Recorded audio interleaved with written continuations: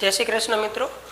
तो last time આપણે વાત કરેલી હતી સ્વાધ્યાયના થોડાક દાખલાઓ વિશે, કોયડા વિશે અને લખાણ સંબંધિત પ્રશ્નો વિશે રાસાયણિક ગતિકીમાં। આજે આપણે ફરીથી થોડાક દાખલાઓ વિશે વાત કરીએ, પછી આપણે નેક્સ્ટ લેક્ચરની અંદર ફરીથી થિયરી શરૂ કરશું। કહેવાનો મતલબ આવો કે જેટલી આપણે થિયરી કમ્પ્લીટ કરતા હોય ચેપ્ટરની અંદર એના દાખલાઓ કમ્પ્લીટ કરતા જઈએ તો શું કે સાથે સાથે કમ્પ્લીટ થતું જાય, ચેપ્ટર પૂરું થાય ત્યારે આપણે બધા દાખલા વધે નહીં। તો ફરીથી આપણે સ્વાધ્યાયની અંદર રાસાયણિક ગતિકીના દાખલાઓ થોડાક લઈએ, વેગને લગતા, પ્રક્રિયાક્રમને લગતા, વેગ અભિવ્યક્તિને લગતા, અથવા તો વેગ અચળાંક કે અથવા તો એના એકમને લગતા। તો સ્વાધ્યાયમાં ક્વેશ્ચન નંબર 4.9 રકમ આપણને આવી રીતના આપેલી છે મિત્રો। એક પ્રક્રિયા એના સંદર્ભમાં પ્રથમ ક્રમની છે અને બીના સંદર્ભમાં દ્વિતીય ક્રમની છે। એક પ્રક્રિયા છે એ કોઈ પ્રક્રિયા એના સંદર્ભમાં પ્રથમ ક્રમની છે, જ્યારે બીના સંદર્ભમાં દ્વિતીય ક્રમની છે। તો આપણને ત્રણ વસ્તુ પૂછી। પહેલી આ વિકલનીય વેગ સમીકરણ લખો। પહેલું શું પૂછ્યું? વિકલનીય વેગ સમીકરણ લખો। બીજું પૂછ્યું બીની સાંદ્રતા 3 ગણી કરવામાં આવે તો વેગ કેવી રીતના અસર પામશે, એટલે કે બીની સાંદ્રતા 3 ગણી કરશો તો વેગ કેટલો વધશે અથવા તો કેટલો ઘટશે। અને ત્રીજી વસ્તુ આપણને પૂછી, જો એ અને બી બંનેની સાંદ્રતા બમણી કરવામાં આવે તો વેગ કેવી રીતના અસર પામી શકે। આ બધું મેં તમને થિયરીમાં ભણાવ્યું હતું કે કોઈ એકની અચળ રાખીને બીજાની બદલાવીને માપી શકો, કોઈ બીજાની અચળ રાખી પહેલાને બીજાની બદલાવો, પહેલાની અચળ રાખો તો બેની બદલાવો વેગ માપી શકો। અહીંયા એણે એક અચળ રાખી, એકની બદલાવી, અહીંયા બેની બદલાવી। તો આપણે ત્રણેય વસ્તુને સોલ્વ કરવાનો પ્રયત્ન કરીએ। પહેલી વસ્તુ આપણને વિકલનીય વેગ સમીકરણ લખવાનું કીધું। વિકલનીય વેગ સમીકરણનો મતલબ થાય વેગ બરાબર કે એ ની સાંદ્રતા બીની સાંદ્રતા, એની સાંદ્રતાની 1 ઘાત બીની સાંદ્રતાની 2 ઘાત। કારણ આ મિત્રો કે પ્રક્રિયા એના સંદર્ભમાં પ્રથમ ક્રમની છે અને બીના સંદર્ભમાં દ્વિતીય ક્રમની છે। પ્રક્રિયાનો કુલ ક્રમ 3 થશે, એના સંદર્ભમાં પ્રથમ ક્રમની, બીના સંદર્ભમાં દ્વિતીય ક્રમની। ક્રમ હોય ઉપર લખવાનો હોય, ખબર ને? પ્રક્રિયાનો કુલ ક્રમ 3 થાય, એના સંદર્ભમાં પ્રથમ ક્રમની, બીના સંદર્ભમાં દ્વિતીય ક્રમની। પછી વિકલનીય વેગ સમીકરણમાં આર લખો કે પછી ડી બાય ડીટી લખો, કોઈ ફરક પડે નહીં, પણ આપણે સરળતા ખાતર આર લખ્યો છે। ક્લિયર? હવે તો કે આગળ વધીએ અને એના પછીની વાત આ છે કે બીજી આપણને જે વસ્તુ કીધી, આપણને સમીકરણ તો મળી ગયું વેગ નિયમ કે a⁻1 b⁻2।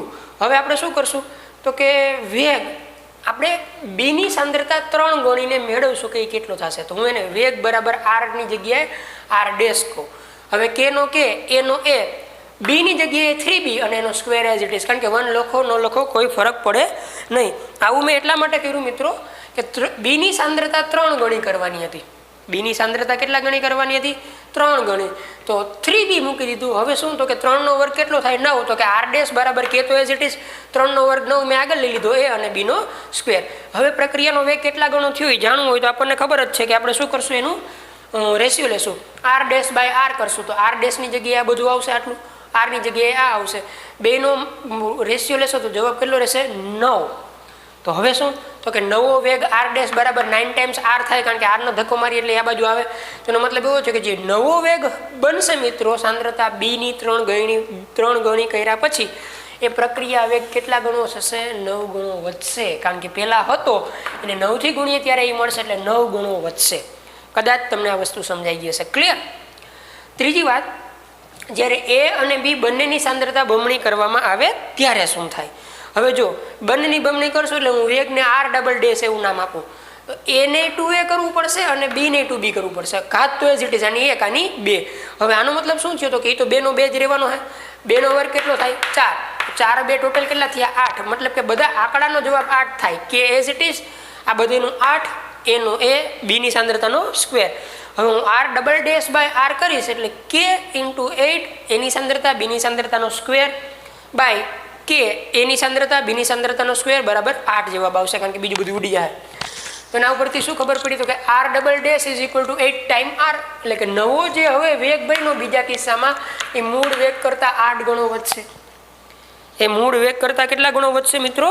8 ગણો વધશે। તો ક્લિયર? આઈ હોપ કે આ વસ્તુ તમને સમજાઈ ગઈ હશે। આવા દાખલાઓ પૂછાવાની શક્યતાઓ એમસીક્યુમાં બહુ વધારે હોય કે વેગ કેટલામાં ગણો બનશે અને સાંદ્રતા કેટલા ગણી કરવી પડશે અને આન તેને એવા પ્રશ્નો વારંવાર મિત્રો પૂછાતા હોય, તો તમે આ થોડુંક ધ્યાન રાખજો। Next question number 10। આ દાખલાઓ થોડાક અલગ ટાઈપના છે, જેમાં તમને સાંદ્રતાઓ અને વેગ આપેલા હશે અને તમને પ્રક્રિયાનો ક્રમ પૂછેલો હશે. આ દાખલાઓમાં મિત્રો ખાસ ધ્યાન રાખજો, છેતરાવાની અને ભૂલ થવાની શક્યતાઓ બહુ વધારે, પણ જો કોન્સેપ્ટની દ્રષ્ટિએ વિચારીએ તો સરળમાં સરળ દાખલાઓ આ છે, ફટાફટ થઈ જાય. ગુજરાત બોર્ડમાં પૂછાવાની શક્યતા બહુ વધારે. ક્વેશ્ચન નંબર 10, એ અને બી વચ્ચેની પ્રક્રિયામાં પ્રારંભિક વેગ r0 છે, અને કીધું કે પ્રારંભિક જે વેગ છે સ્ટાર્ટિંગનો મિશ્ર કર્યા ત્યારનો એ વેગ r0 છે. એ અને બીની જુદી જુદી સાંદ્રતાએ માપવામાં આવ્યા હતા. હવે જે પ્રારંભિક વેગ છે એ અને બીની જુદી જુદી સાંદ્રતાએ માપવામાં આવ્યા, જે આપણને ટેબલમાં રજૂ કરેલા છે, જે નીચે મુજબ છે. જો એની સાંદ્રતા, બીની સાંદ્રતા મોલ પ્રતિ લિટર, મોલ પ્રતિ લિટર ને પ્રારંભિક વેગ r0 મોલ પર લિટર સેકન્ડ ઇનવર્સ આપ્યો છે. તેની સાંદ્રતા 0.20, 0.20, 0.40, 0.30, 0.10, 0.05 આપી. એની સાથે r0 આપ્યું 5.7 ગુણ્યા 10⁻5, 5.7 ગુણ્યા 10⁻5 બરાબર, અને 5.07 ગુણ્યા 10⁻5 અને 1.43 ગુણ્યા 10⁻4. ક્લિયર? આવા આપણને જવાબ આપ્યા આરના. હવે પ્રશ્ન કર્યો કે એ અને બીના સંદર્ભમાં પ્રક્રિયાનો ક્રમ શું હશે. આવી જ રીતના અહીંયા કેમ કીધું હતું કે એના સંદર્ભમાં 1 ને બીના સંદર્ભમાં 2, એમ હવે આપણને પૂછ્યું કે ક્રમ કયો હશે, એના સંદર્ભમાં કેટલો અને બીના સંદર્ભમાં કેટલો. મિત્રો આપણે બહુ સરળ અને સાદી એવી ટ્રીક યાદ રાખશું. આવા 5 દાખલા, 6 દાખલા કે 7 દાખલા આપણે કરશું એટલે આ પેટર્ન સમજાઈ જશે. સાંદ્રતાઓ અને કે ઉપરથી ક્રમ કેમ મેળવવો. પહેલાં આપણે શું કરશું મિત્રો ખબર છે? તો કે વેગ નિયમ આપણે લખી નાખશું કે વેગ નિયમ અનુસાર અત્યારે 2 પ્રક્રિયક છે. વેગ નિયમ અનુસાર વેગ r બરાબર શું થાય? તો કે k a⁻x અને b⁻y. મને ખબર નથી કે ક્રમ કેટલો છે, તો મને ધારી લો કે એના સંદર્ભમાં x ક્રમ અને બીના સંદર્ભમાં y ક્રમ. આ તો આપણને આવડે જ છે. વેગ બરાબર r k a⁻x b⁻y. હવે તમે જાણો છો આ બે પ્રયોગોથી મળે, જે પ્રયોગ આપણને અહીંયા આપ્યો છે. હવે હું શું કરીશ તો કે પેલા r1 લખીશ. r1 એટલે પહેલી પોઝિશનમાં. ધારો કે આ પહેલી પરિસ્થિતિ કહું હું અત્યારે, આ બીજી પરિસ્થિતિ કહું અને પ્રયોગની ત્રીજી પરિસ્થિતિ કહું. હવે જુઓ r1 માં હવે હું આ સમીકરણમાં કિંમત મૂકું પહેલી પરિસ્થિતિમાં. જો r1 = k નો તો k જ રહેવાનો બધી પરિસ્થિતિમાં. એની સાંદ્રતા પહેલા કેસમાં કેટલી? તો કે 0.20, જે મેં મૂકી દીધી 0.20. મિત્રો સમજાય? પહેલા કેસમાં એની સાંદ્રતા 0.20 જે મેં મૂકી દીધી. પહેલા કેસમાં બીની સાંદ્રતા 0.30 જે મેં અહીંયા મૂકી દીધી. સમજો હો, x નો x, y નો y. એના બરાબર તમને વેગ આપી દીધો r0. આ કે ત્યારે એનો પ્રારંભિક વેગ કેટલો? તો કે r0 તો છે જ, પણ પહેલી પરિસ્થિતિમાં હું એને r1 કહીશ. બધા r0 જ છે, પણ પહેલી પરિસ્થિતિમાં હું એને r1 કહીશ, બીજી પરિસ્થિતિમાં r2 ને ત્રીજી પરિસ્થિતિમાં r3. તો પહેલી પરિસ્થિતિમાં વેગ કેટલો આપ્યો? તો કે 5.07 ગુણ્યા 10⁻5. આ r તમને આપી દીધો. આ બધું આવું છે મિત્રો. પહેલા મેં એમ કીધું કે r1 બરાબર આ, પછી મને r1 ની કિંમત ખબર હતી જે મેં મૂકી દીધી. એ r0 જ છે, પણ પહેલી પરિસ્થિતિમાં છે એટલે મેં r1 કીધો. સમજાઈ ગયું મિત્રો? r1 ની જગ્યાએ આ. હવે હું એમ ન કહી શકું કે r બરાબર આ, તો એ તો મેં લખ્યું છે. છેલ્લે મેં એની કિંમત આપી હતી અહીંયા, એ લખી નાખી. હવે હું આ વસ્તુને ધ્યાનમાં લઈશ, એને હું 1 કહી દઉં. હવે હું બીજી પરિસ્થિતિમાં લખું r2 બરાબર k. જો 0.20, 0.20 0.10, 0.10 અને ત્યાં વેગ તો આટલો જ છે 5.07 ગુણ્યા 10⁻5. જેટલી પરિસ્થિતિ આપી હોય એટલે સમીકરણ બનાવી લેવાના. હવે ત્રીજું સમીકરણ બનાવીએ આપણે. 0.40, 0.05, 0.05 વેગ 1.43 ગુણ્યા 10⁻4, 1.43 ગુણ્યા 10⁻4 જે આપ્યું હોય એ લખવાનું. હવે આપણે x અને y મેળવવાનો પ્રયત્ન કરીએ. તો પહેલા આપણે શું કરશું મિત્રો? તો સમીકરણ 1/2 કરશું. શું? સમીકરણ 1/2. એટલે જો 1/2 કરશું આપણે, 1/2 એટલે r1/r2 થયા. r1/r2 એટલે ખરેખર આ ભાંગા આ. જો 0.20, 0.20, 0.30, 0.10. ક્લિયર? અને વેગમાં તો આના છેદમાં આ જ આવશે. તો આ વસ્તુ તો બે સેમ જ છે. તેનો જવાબ કેટલો થઈ ગયો? 1. કેટલો થઈ ગયો? 1. હવે જો મિત્રો આ ઉડી ગયું, કે ઉડી ગયા, આ આખો પાર્ટ ઉડી ગયો. વધ્યું શું? તો કે 0.30 ના છેદમાં 0.10 એનો જવાબ 3 થાય. 3 ખબર ને? 0.30/0.10 એટલે 3. 3 ની ઉપર કઈ ઘાત? તો કે 2 ની કોમન જ છે y, તો હું 2 ની ઉપર લખી શકું y. ક્લિયર? 3 ની y ઘાત. રેડી? કારણ કે 2 ની ઘાત કોમન હતી એટલે મેં 2 નો ભાગાકાર કર્યો. બરાબર શું થયું? તો કે 1. બરાબર તો 1 જ થયો ને. તો 1 ક્યારે આવે? તો કે હું 3 ની કેટલી ઘાત વિચારું ત્યારે 0. મારે ઘાતની સરખામણી કરવી છે. તમે કહો સર અહીંયા 3 જ કેમ લીધા? કારણ કે અહીંયા 3 ઘાત છે. જો અહીંયા 3 છે, જો અહીંયા હું 3ની ઘાત વિચારું તો હું આ બરાબર આ કહી શકું. કારણ કે અહીંયા 3ની 2 ઘાત હોય અને અહીંયા 3ની 2 ઘાત હોય તો બેનો જવાબ સેમ થાય. 3 3 9 ને 3 3 9. એટલે મેં બે સમાન રાખ્યો. હવે જુઓ મારે અંતે જવાબ કેટલો લઈ આવવાનો છે? જો અત્યારે તો મને આવું જ મળ્યું ને કે 3ની y ઘાત બરાબર 1. તો છેલ્લે મારે જવાબ મારી તોડીને કેટલો લઈ આવવાનો છે? 1. તો 3ની y ઘાત બરાબર 1 કરવા માટે મેં શું કર્યું? તો કે 1ની જગ્યાએ મેં 3ની 0 ઘાત લખી. કાં 0 ઘાત લખી? તો કે બેઝ મારે સેમ રાખવો હતો. સમજો ને? હવે 3ની 0 ઘાત લખો તો એનો મતલબ એક જ થાય. 3ની 0 ઘાત બરાબર 1 જ થયું. તો હવે જો બે સેમ છે તો y બરાબર શું થઈ જાય? 0. તો આના ઉપરથી મને ખબર પડી કે y બરાબર 0 છે. એટલે કે બીના સંદર્ભમાં પ્રક્રિયાનો ક્રમ શૂન્ય છે. આની ઉપરથી આવી માહિતી મળી કે બીના સંદર્ભમાં પ્રક્રિયા ક્રમ શૂન્ય છે. એક જવાબ મળી ગયો. હવે આપણે એના સંદર્ભમાં મેળવીએ. આ મિત્રો સમજાઈ ગયું? બે સમાન રાખીએ તો જ આની સરખામણી થાય. પછી અહીંયા 2 હોય ને અહીંયા 0 હોય તો સરખામણી ન થાય. હાલો રેડી? ક્લિયર? હવે આપણે y ની બદલે x મેળવીએ. હવે x મેળવીએ. હવે y ની કિંમત જે મળી આપણે મૂકતા જશું.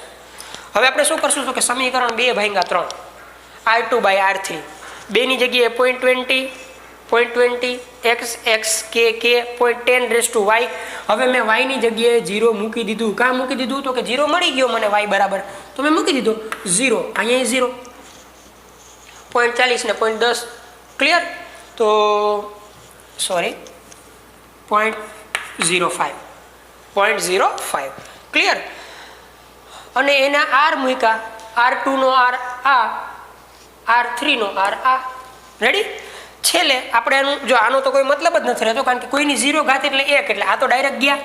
હવે 0.40 ભાગ્યા 0.20 ભાગ્યા 0.40 કરો એટલે 1/2 થયું. 0.20 ભાગ્યા 0.40 કરો એટલે 1/2 થયું. તો અમે 1/2 લખ્યું. જો 1/2 રેસ ટુ કેટલી ઘાત? x ઘાત. આનો જવાબ શું થશે? તો કે આનો જવાબ 1/2.82 થશે. એનો જવાબ શું થશે? 1/2.82. અહીંયા 1/2 ની x ઘાત, કારણ કે હવે આ જ રહ્યું, આ તો ગણવા નથી, કારણ કે તો 1 થઈ ગયો. હવે તો આની મદદથી હું આવું કહી શકું કે હવે 2x બરાબર 2.82. મેં શું કર્યું? તો કે અંશ અને છેદ ઉલટાવ્યા. ક્લિયર?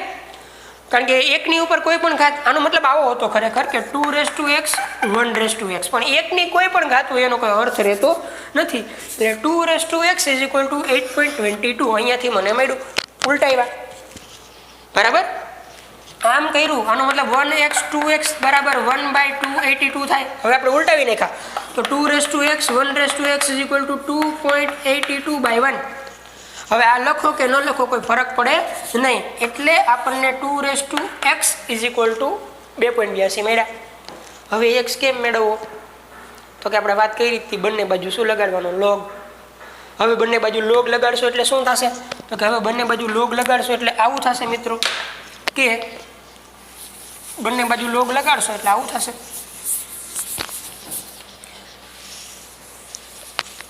કે 2x = 2.82 હતું.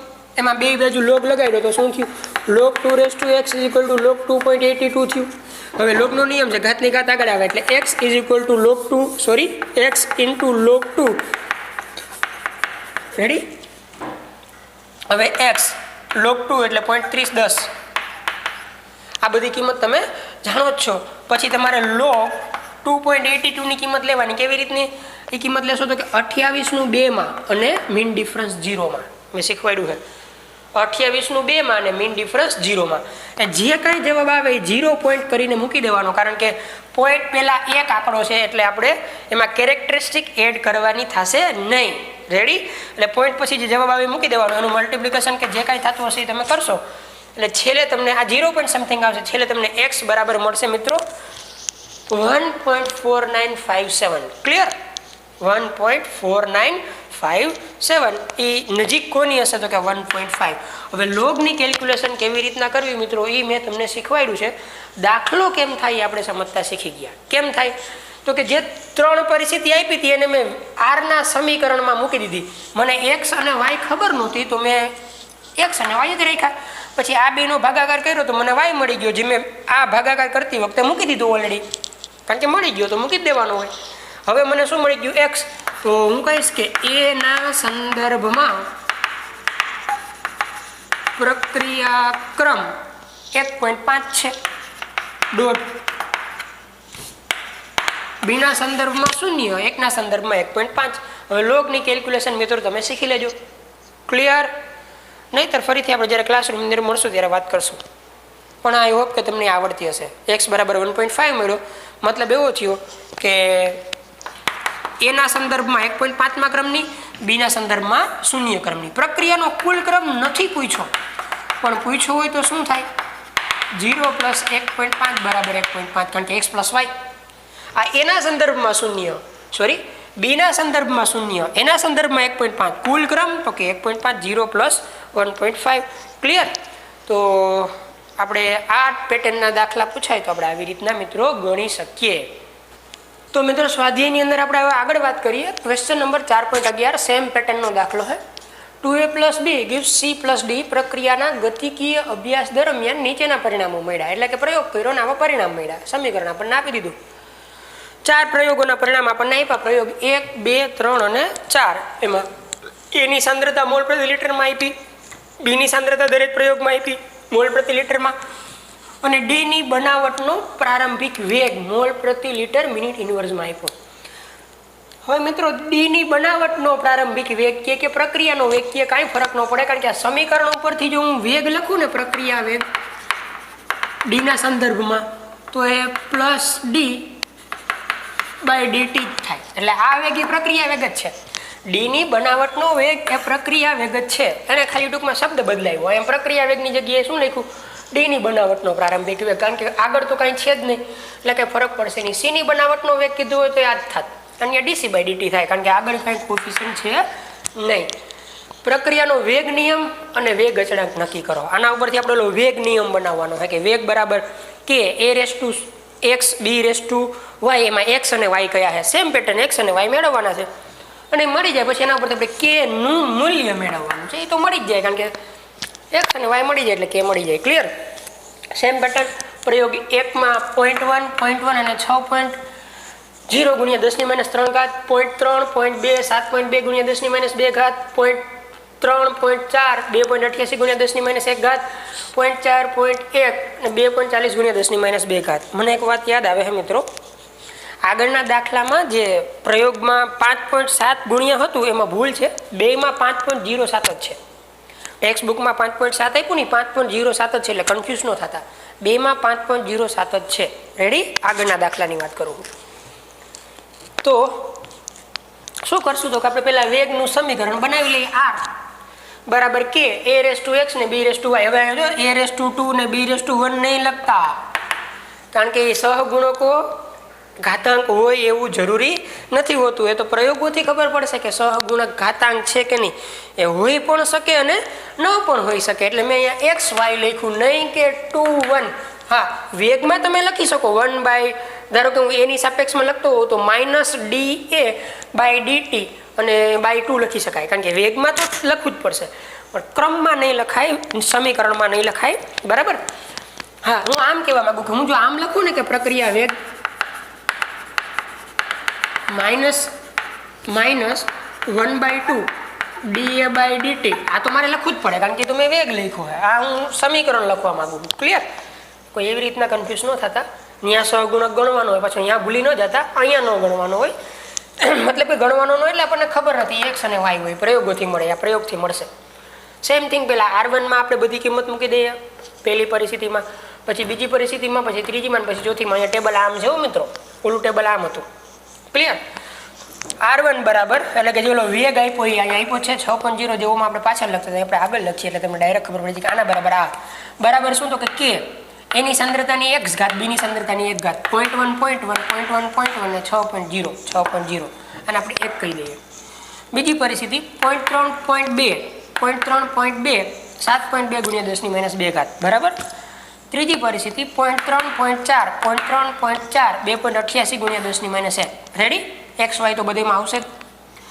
ચોથી પરિસ્થિતિ 0.4, 0.1, અને 2.40. રેડી? હવે મિત્રો આપણે સમીકરણો કોઈ પણ બે સમીકરણોને એવી રીતના ભાગાકાર આપશું કે જેથી કરીને આપણને કાં એક્સ મળી જાય ને કાં વાય મળી જાય. પહેલાં આપણે એક્સ મેળવવાનો પ્રયત્ન કરીએ. શું મેળવવાનો? એક્સ. ધારો કે એક્સ મેળવવું હોય તો મને અહીંયા દેખાય છે કે જો આમાં પહેલામાં અને ચોથામાં બેયમાં 0.1 વાય આપ્યો હોય. મતલબ એવું કે જો આના ભાગાકારમાં આ કરીશ તો 0.1 ટાઈમ્સ વાય 0.1 ટાઈમ્સ મતલબ કે 0.1 ની વાય ઘાત ને 0.1 ની વાય ઘાત નીકળી જાય, મને એક્સ મળી જાય. થોડીક બુદ્ધિ લગાડવાની કે આમાંથી કોનો ભાગાકાર કરવાનો હતો કે એનો ભાગાકાર કરવાનો કે જેથી કરીને કોઈ પણ એક વસ્તુ મળી જાય, કાં એક્સ મળી જાય કે વાય મળી જાય. જો હું 2/3 કરું ને મિત્રો, જો 1/4 કર્યું તો વાય કોણ કેન્સલ થઈ ગયા. એમ હું 2/3 કરીશ ને તો એક્સ કેન્સલ થઈ જાય ને ત્યારે મને શું મળી જશે? વાય. રેડી? એટલે કોના ભાગાકારમાં કોને લઈ જવાનું એ ખબર ક્યાંથી પડે તો કે તો સમીકરણોને જોઈને ખબર પડશે. અત્યારે મેં 1/4 કર્યું એટલે 6.0/2.40 થાય, 10⁻³ 10⁻². આની જગ્યાએ આ આખી વાત, આની જગ્યાએ આ આખી વાત, જો આ વસ્તુ આખી કેન્સલ થઈ ગઈ. આનો જવાબ શું મળશે તો કે એનો જવાબ 1/4 થશે. કેટલો થશે? 1/4. હવે વધ્યું શું તો કે વધ્યું આટલું 0.1/0.4 હવે આને હું ઉપર x લખી શકું, 1/4 થઈ જાય. જુઓ અહીંયા 1/4 = 1/4 તો આની ઉપર કેટલી ઘાત છે તો કે કાંઈ ન હોય તો એક ઘાત તો હોય જ ને. 1/4 = 1/4 તો તમે બરાબર ત્યારે જ કહી શકો જ્યારે x બરાબર એ શું હોય? 1. કારણ કે 1/4 બરાબર જ 1/4 થાય. આની ઉપરથી મને x બરાબર 1 મળી ગયો. એના ઉપરથી આપણને x બરાબર 1 મળી ગયો. મિત્રો કોન્સેપ્ટ ક્લિયર? સમજાણું? આનો જવાબ 1/4 આવ્યો તો 1/4 ની ઉપર કાંઈ ન હોય તો 1 હોય તો 1/4 ની x ને 1/4 ની 1 તો હવે આ બે બેઝ તો સેમ હે તો આ બે સમાન થાય, કારણ કે તો જ બરાબર થાય એ વસ્તુ. હવે શું કરીશ તો કે 2/3 કરીશ ને એમાં x બરાબર 1 ની કિંમત હું મૂકી જ દઈશ. નહીં મૂકીશ તોય ઉડી જાય, મૂકીશ તોય ઉડી જાય. ક્લિયર? એટલે 2/3 કર્યું એટલે 7.2 આ તો તમે જાણો જ છો. હવે આ કેન્સલ થઈ જાય, x ની જગ્યાએ મેં 1 મૂકી દીધું, કદાચ ન મૂક્યું હોય તો થઈ જાય. આનો જવાબ ફરીથી મને 1/4 મળશે.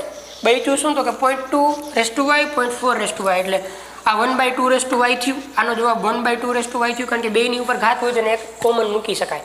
હવે શું તો કે જો મારે બેઝ સમાન કરવાનો છે, 1/2 બેઝ કરવું હોય તો 1/4 ના જગ્યાએ હું 1/2 લખી નાખું અને ઉપર લખી નાખું સ્ક્વેર, કારણ કે 1 નો વર્ગ 1 થાય ને 2 નો વર્ગ 4 થાય. 1/2² લખું તો 1/4 જ થયું. મારે આધાર સમાન બનાવવો હતો એટલે અહીંયા 1/2, અહીંયા મેં 1/2 કર્યું એટલે ઉપર શું આવ્યો? સ્ક્વેર. તો હવે આ બે સમાન હોય કારણ કે આધાર સમાન છે. તો y બરાબર 2, x બરાબર 1, y બરાબર 2. એટલે કે એના સંદર્ભમાં પ્રથમ ક્રમની પ્રક્રિયા છે, બીના સંદર્ભમાં દ્વિતીય ક્રમની પ્રક્રિયા છે. એટલે અહીંયા આપણે હવે સમીકરણ લખશું વેગ નિયમ કે વેગ બરાબર k a⁻1 b⁻2. પ્રક્રિયાનો કુલ ક્રમ 3 થાય મિત્રો. જો એના સંદર્ભમાં પ્રથમ ક્રમની, બીના સંદર્ભમાં દ્વિતીય ક્રમની અને પ્રક્રિયાનો કુલ ક્રમ 3, કારણ કે 1 + 2 x + y કુલ ક્રમ 1 + 2 = 3 થાય. એના ઉપરથી હું પહેલાં કેનો એકમ લઈ લઉં, પછી આપણે કે ગણશું. હવે જો કેનો એકમ મોલ પ્રતિ લિટર 1 - n મિનિટ ઇન્વર્સ થાય, કારણ કે આ મને મિનિટ આપી.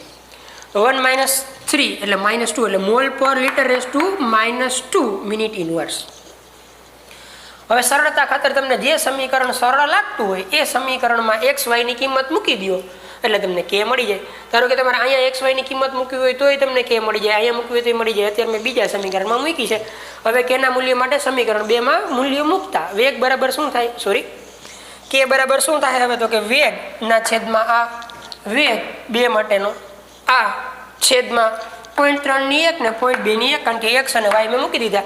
જવાબ મળ્યો મને 6.0 એકમ. મને ખબર હતી કે ઓલ ઓવર પ્રક્રિયા ત્રીજા ક્રમની છે. આ મેં પ્રક્રિયા માટે લખ્યું હોય, એમાં મારે એના સંદર્ભનો એકમ એનો લખવાનો હોય, બીના સંદર્ભનો એકમનો લખવાનો, ત્યાં મારે એકમ પ્રક્રિયાનો લખવાનો હોય. બરાબર? કારણ કે અહીંયા મને પ્રક્રિયા માટે પૂછ્યું. તો એકમ તો આપણે ઓલરેડી ડિરાઈવ કરી દીધો. તો 6.0 મોલ (-2) લિટર (+2), કારણ કે ઉપર ગયો, અને મિનિટ ઇન્વર્સ. મિત્રો તમે સમજી શકતા હશો. ક્લિયર? તો આવા દાખલાઓ ખૂબ સરળ છે, કાંઈ નથી આની અંદર. થોડીક કેલ્ક્યુલેશન આવડે એટલે થઈ જાય. રેડી? આગળ જે એક દાખલો વિચારીએ. તો મિત્રો આપણે વાત કરીએ આગળ સ્વાધ્યાયમાં 4.12 ની ક્વેશ્ચન સેમ છે, આપણને આવી રીતના આપ્યો. પણ થોડીક અલગ પેટર્નનો છે.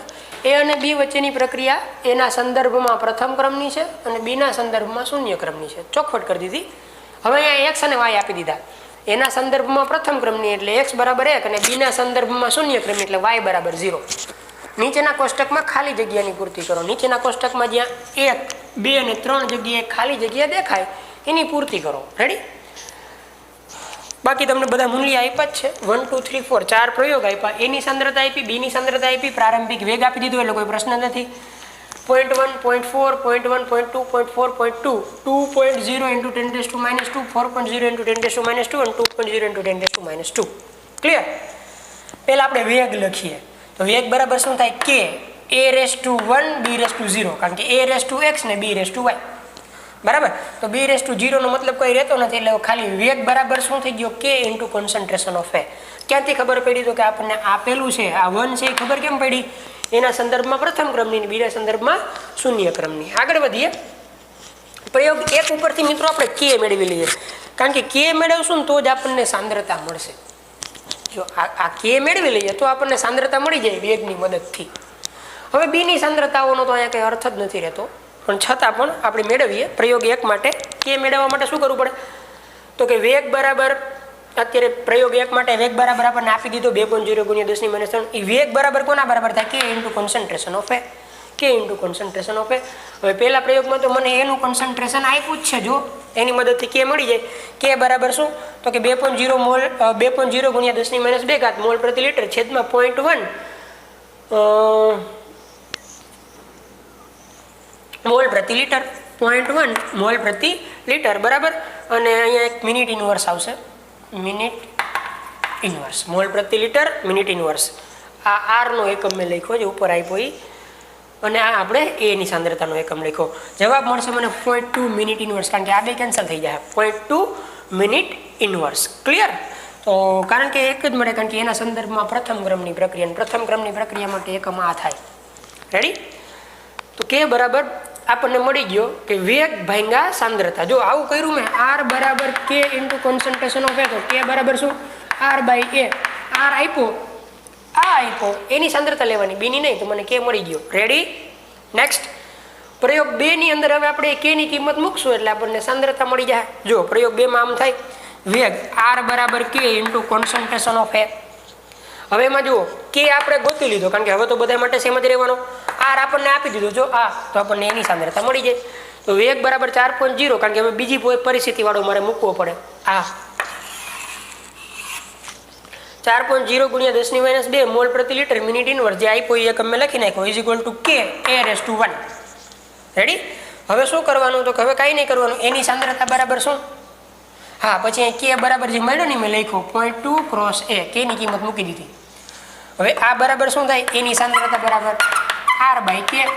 r ની જગ્યાએ r ની કિંમત, k ની જગ્યાએ k ની કિંમત. એની સાંદ્રતા આપણને મળશે 0.2, જે આ ખાલી જગ્યા છે 0.2 મોલ પ્રતિ લિટર. મિત્રો સરળ છે, કાંઈ નથી. 0.2 મોલ પ્રતિ લિટર. ત્રીજા પ્રયોગની અંદર આપણે વાત કરશું એટલે આપણને આ ખાલી જગ્યા મળી જાય. પહેલા પ્રયોગની કેલ્ક્યુલેશન એટલા માટે કરી જેથી મને શું મળ્યો? પહેલા પ્રયોગ ઉપરથી k મળ્યો, એ k ની મદદથી આપણે આગળ વધશું. એમાં વેગ તો આ જ થાય k into a. k ની કિંમત આપણને ખબર છે, એની સાંદ્રતા આપણે મૂકી દીધી. જો આઈપી 0.4, તો આપણને શું મળી જાય આસાનીથી? વેગ 8 × 10⁻2 મોલ પ્રતિ લિટર મિનિટ ઇનવર્સ. આ કિંમત હતી, k આપણે મેળવ્યો તો એ મૂકી એટલે આપણને r મળી ગયો, કારણ કે r છે પ્રારંભિક પ્રક્રિયાનો વેગ. ક્લિયર મિત્રો? નેક્સ્ટ. લાસ્ટ પ્રયોગમાં આપણે કિંમત વિચારશું, મૂકશું એટલે આપણને પહેલી ખાલી જગ્યા, મતલબ લાસ્ટ ખાલી જગ્યા મળી જાય. વેગ બરાબર k into a. ક્લિયર? તો a બરાબર વેગ ભાંગ્યા k. સિમ્પલ. વેગ જે હોય એ જ મૂકવાનો ચોથામાં. પછી એની જગ્યાએ જે k મળ્યો તો એ તો કોમન જ છે આપણો, બરાબર 0.2, સોરી 0.2, k 0.2, તો 2/0.2 એટલે 0.1, આપણને એ મળશે 0.1 મોલ પ્રતિ લિટર. ક્લિયર મિત્રો? આઈ થિંક આમાં હવે કાંઈ પ્રોબ્લેમ નહીં હોય. તો આની જગ્યાએ હું લખીશ 0.1. આ 0.2 મળ્યું, આ 0.1 મળ્યું, અને આ કિંમત જે આપણને ખબર નહોતી એ 8.0 × 10⁻2 મોલ પર લિટર મિનિટ ઇનવર્સ. ક્લિયર? તો સ્વાધ્યાયની અંદર કદાચ તમને આ હવે ક્લિયર થઈ ગયું હશે. સ્વાધ્યાયની અંદર અત્યાર સુધીની આપણી જેટલી થિયરી ચાલી એટલા સ્વાધ્યાયના દાખલા કમ્પ્લીટ થઈ ગયા, લખાણ સંબંધિત અને કોયડા કમ્પ્લીટ થઈ ગયા. વધારાના કોમ્પિટિટિવ એક્ઝામમાં પૂછાઈ શકે એવા આમાંથી કોઈ જો એક ક્વેશ્ચનો હશે તો કદાચ આપણે નેક્સ્ટ લેક્ચરની અંદર વિચારશું, નહીંતર આપણે થિયરી વિચારશું. પણ જ્યારે ટાઈમ મળશે ત્યારે ફરીથી હું આની અંદર કોમ્પિટિટિવ એક્ઝામની અંદર પૂછાઈ શકે એવા દાખલા કરાવી દઈશ. તો મિત્રો આજના માટે આટલું, વધારે નેક્સ્ટ ટાઈમ.